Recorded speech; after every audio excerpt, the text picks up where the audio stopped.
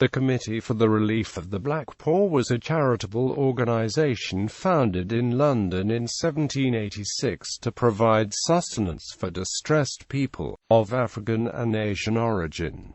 It became a crucial organization in the subsequent proposal to form a colony in Sierra Leone. The Black Poor in 18th-century England. The Black Poor was the name given in the late 18th century to indigent residents of London who were of black ancestry. The Black Poor had diverse origins. The core of the community were people who had been brought to London as a result of Atlantic slave trade, sometimes as slaves or indentured servants who had served on slave ships. At the time, black American sailors served on both Navy and merchant ships. The Black Poor had become a rare but noticeable sight on the streets of London. Most of the Black Poor lived in impoverished East End parishes, or in Seven Dials and Marylebone. They formed part of the broader black British community, which predominantly consisted of people employed at menial urban jobs, but had prominent members such as Ignatius Sancho and Lord Riquiano. While the broader community included some women, the Black Poor seem to have exclusively consisted of men, some of whom developed relationships with local women and often married them. Relief efforts. On the 5th of January 1786 an announcement appeared in the Public Advertiser that Mr. Brown, a baker in Wigmore Street, Cavendish Square, was to give a quartern loaf to every black in distress, who will apply on Saturday next between the hours of 12 and 2. Details followed that enabled people to subscribe. A meeting was organized for the 10th of January and by the end of the month, a group had summarized the situation. Originally concern was expressed about Lascars, Asian seamen, but the group found that there were about 250 blacks in distress, of whom only 35 came from the East Indies, the others being from Africa or the West Indies. 100 men said they had been in the Royal Navy. In common with other responses to serious social problems, the issue was addressed by concerned citizens who set up appeals and fundraising lists, e.g., there was also a subscription list to support distressed weavers in Spitalfields. After the original meeting, held in the premises of Mr. Fulder, a bookseller of Bond Street, the following meetings were held in Batson's Coffee House, opposite the Royal Exchange. The effort attracted some prominent figures from London's financial elite: George Peters, Governor of the Bank of England; Thomas Boddington, the noted philanthropist and slave owner; John Julius Angerstein; General Robert Melville. Montague Burgoyne was the original chairperson, but after a few weeks his business interests took him away from London and he was replaced by Benjamin Johnson,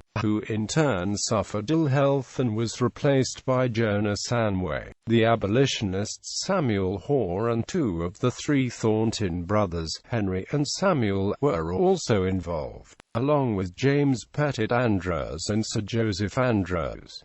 On the 14th of February the Morning Herald remarked, "The example of the Duchess of Devonshire in contributing to the relief of the poor blacks has had a salutary effect. The Countess of Salisbury, the Countesses of Essex, Marchioness of Buckingham and a variety of other titled characters are also on the charitable list." Quote, when the appeal was closed on the 18th of April, a total of £890 had been raised. Donors included many bishops and clergy, including Herbert Mayo and William Pitt. Aside from general benevolence, this cause attracted particular sympathy because so many were black loyalists who had served in the British Armed Forces and been resettled in London after the American Revolution.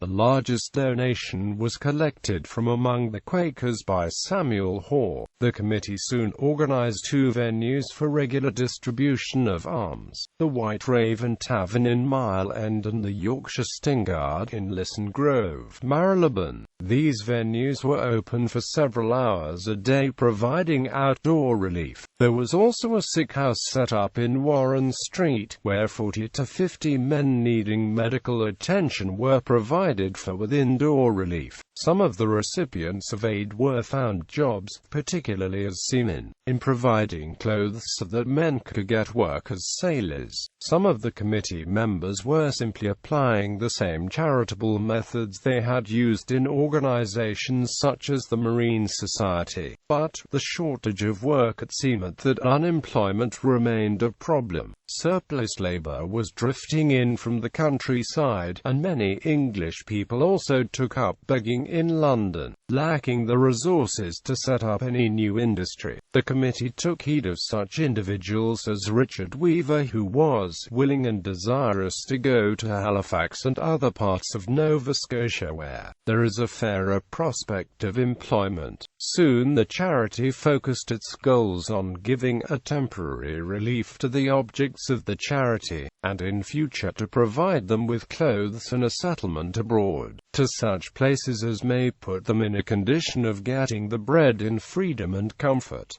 Migration to Sierra Leone. The committee also was instrumental in the transfer of black poor to Sierra Leone. Historians differ as to whether a desire to remove black people from London was a principal goal of the committee or whether it was more focused on strictly altruistic goals, although there was a prevalent view among the contemporary British West Indian plantocracy that racial intermarriage was abhorrent. However, the chair of the committee wrote to the Standing Committee of West India Planters and Merchants requesting their advice and assistance in procuring an Act of Parliament to prevent any foreign blacks being brought to this country to remain. By the end of October 1786, 3 transport ships were commissioned and docked at Deptford. The applicants from the settlement were to sign an agreement, agreeing to the condition that they would retain the status of British subjects, to be defended by the Royal Navy.